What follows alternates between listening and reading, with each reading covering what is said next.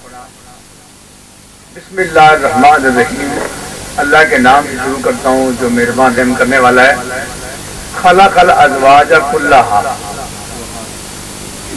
خلق الازواج کلھا، اللہ تعالیٰ نے ہر چیز کو جوڑا جوڑا بنایا۔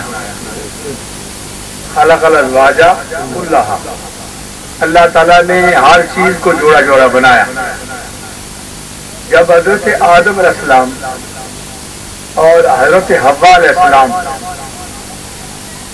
وہ حضرت آدم جو ابو البشر ہیں، جو سارے انسانوں اور سارے آدمیوں کے باپ ہیں، ابو البشر آدم علیہ السلام کی اللہ تعالیٰ نے جو تخلیق کرنی چاہیے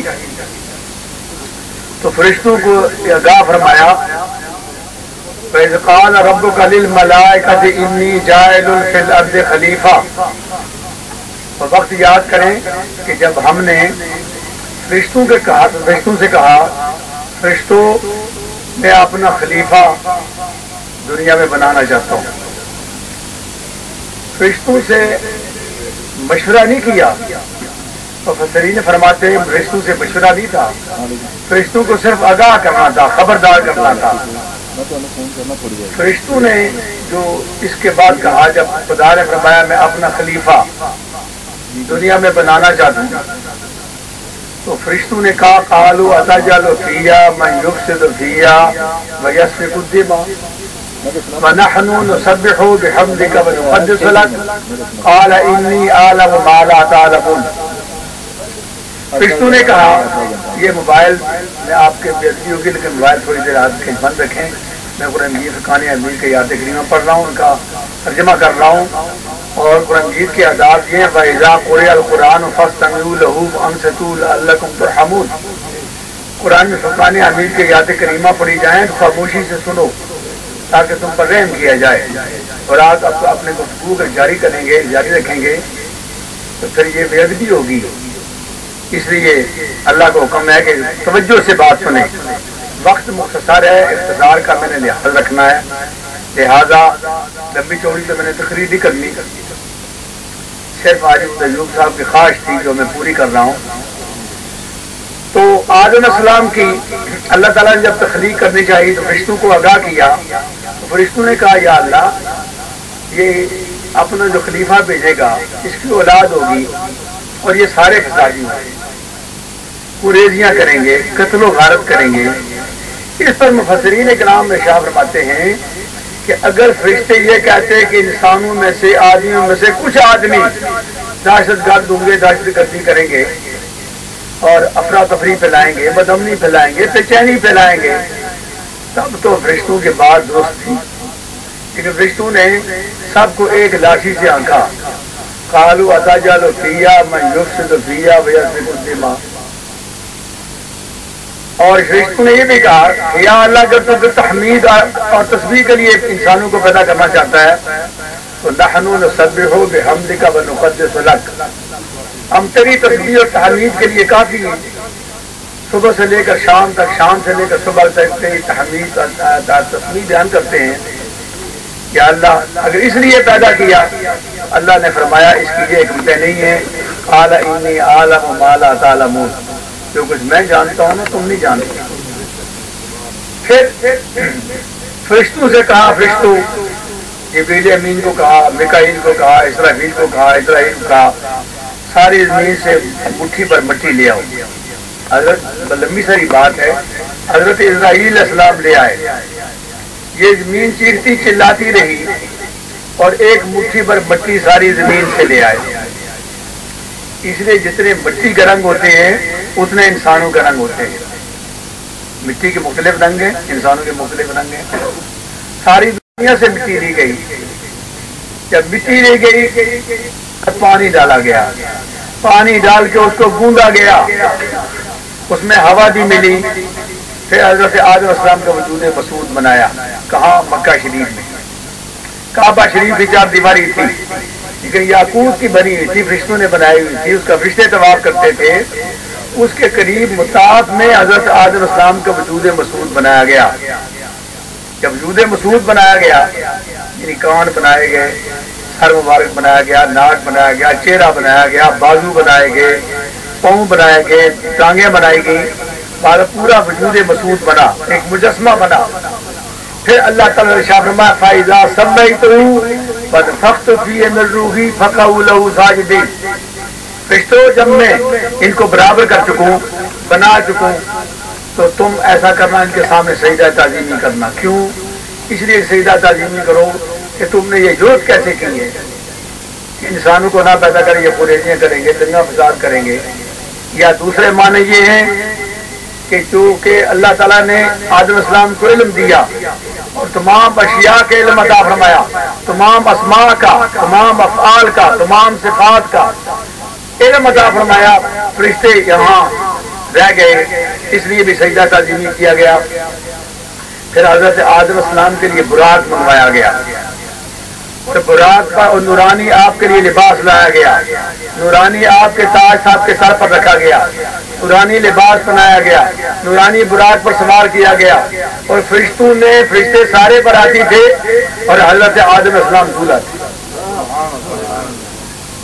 اور ایک وقت یہ تھا کہ شب معراج میں کسی مقام پر نبی کریم صلی اللہ علیہ وسلم کو دولہا بنایا گیا، 70,000 فرشتے پیچھے، 70,000 فرشتے آگے، 70,000 فرشتے دائیں طرف، 70,000 فرشتے بائیں طرف، اور حضرت جبریل امین نے رکاب تھامی، حضرت میکائیل نے لگام تھامی، اور حضور نے نورانی لباس پہنا، سر پر تاج پہنا، اور نبی کریم صلی اللہ علیہ وسلم براق پر سوار ہو کے خدا کے حضور عالم لامکان میں تشریف لے گئے۔ لیکن شب معراج میں نبی کریم صلی اللہ علیہ وسلم کو بھی دولہا بنایا گیا، دائیں بائیں سارے فرشتے ہیں اور آپ کو دولہا بنایا گیا، اور حضرت آدم السلام کو بھی دولہا بنایا گیا، حضور اور آپ کو بھی دولہا بنایا گیا، اور ان کو بھی سوار کیا گیا، ان کو بھی سوار کیا گیا۔ شیخ سعدی رحمۃ اللہ تعالی اس کی کتنی عزیز تطبیق فرماتے ہیں کہ جب حضور اپنے براق پر سوار ہوئے، یا حضرت آدم السلام براق پر سوار ہوئے، کیا کیفیت تھی؟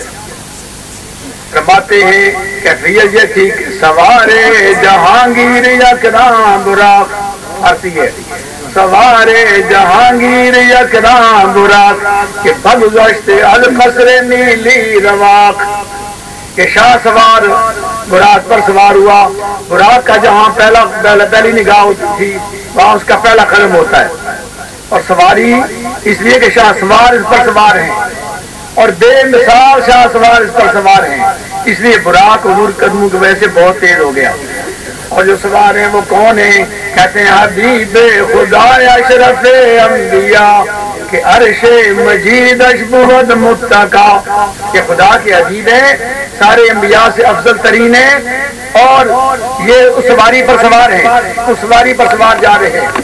اور شیخ سعدی فرماتے ہیں زباں تاب و درجہ جائے گی، زباں تاب و در جہاں گائے گی، ثنائے محمد بود دل پذیر۔ یا اللہ جب تک میرے منہ میں زبان دے میں مرتے وقت حضور کی تعریف ہی کرتا رہوں۔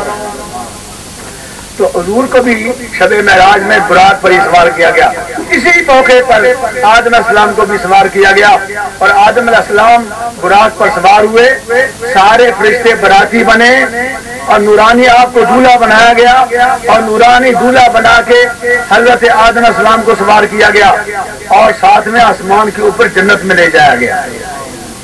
جب آدم علیہ السلام جنت پہ پہنچے، جنت کی بہاریں دیکھی، جنت کے فروٹ کھائے، جنت کے پھل کھائے، جنت کی باغ و بہاروں کو دیکھا، جنت کے نہروں کو دیکھا، قرآن بہشتی کو دیکھا، غلمان کو دیکھا، اور جب غلمان کو دیکھا تو حضرت آدم علیہ السلام جنت میں رہنے لگے، لیکن اللہ کے حضور میں عرض کہ یا اللہ میں جنت میں تنہا تنہا رہ رہا ہوں، لیکن جنت میں بغیر کسی اپنے جنس کے کوئی سکون نہیں ہے، کوئی سکون نہیں ہے۔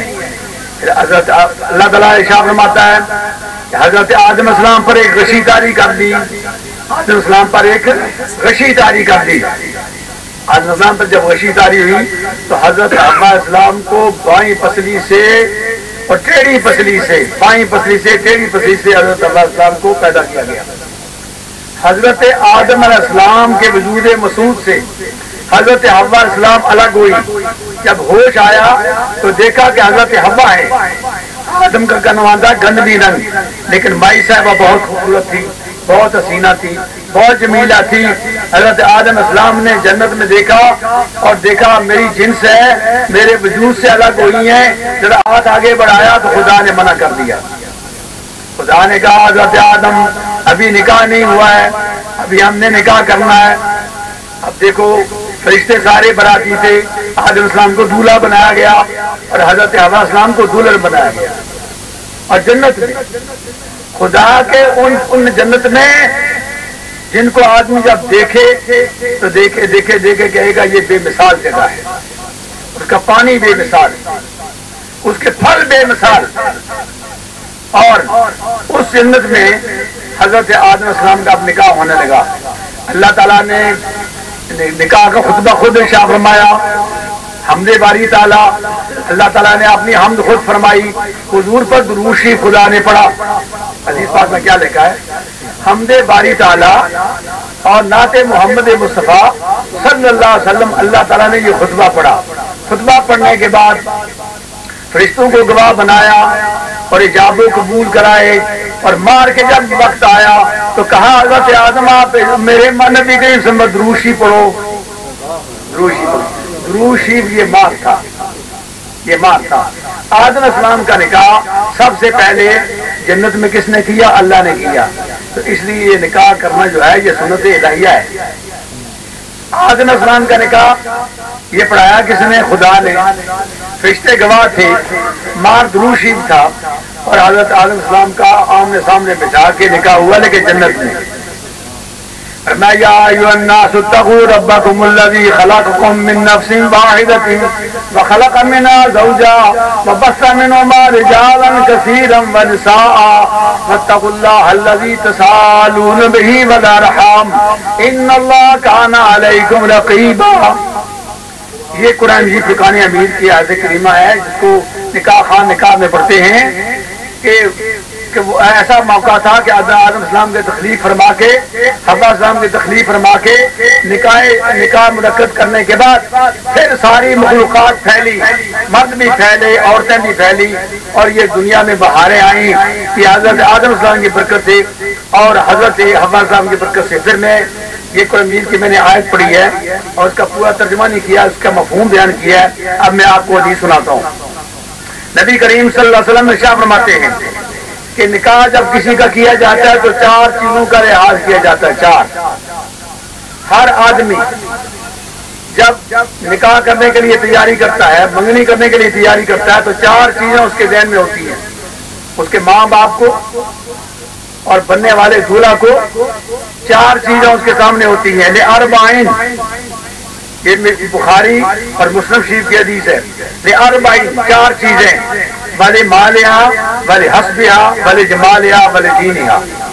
یہ حدیث آپ کو سنا رہا ہوں کہ یا یہ دیکھتے ہیں کہ یہ جس کے گھر سے شادی کر رہے ہیں یہ مالدار ہے کہ نہیں اور اچھا خاندان ہے کہ نہیں اور اس میں خوبصورتی ہے کہ نہیں اور اس کا دین اور شرافت کیسی ہے. نبی کریم صلی اللہ علیہ وسلم نے کیا ارشاد فرمایا؟ فرمایا من ترضون دینہ وخلقہ فزوجوہ. ان 4 چیزوں میں سے کون سی چیز کو پسند کرو؟ من ترضون دینہ وخلقہ فزوجوہ. تم شرافت دیکھو، یعنی ان کا مال نہ دیکھو، ان کا خاندان نہ دیکھو، ان کا جمال نہ دیکھو، شرافت دیکھو. اس گھر کی دینداری دیکھو، شرافت دیکھو. شرافت دیکھ کے من ترضون دینہ وخلقہ فزوجوہ. جس کا دین اچھا ہے، جس کے اخلاق اچھے ہیں، ان سے نکاح کرو، ان سے نکاح کرو. اور پھر حضور کی حدیث ہے، تیسری حدیث، النکاح نصف الایمان. نکاح کیا ہے؟ نصف ایمان ہے. پھر حضور کی تیسری حدیث، النکاح من سنتی فمن رغب عن سنتی فلیس منی. حضور فرماتے ہیں نکاح میری سنت ہے، جو میری میرے نکاح سے جو رغبت نہ کرے، جو توجہ نہ کرے، وہ میری امت میں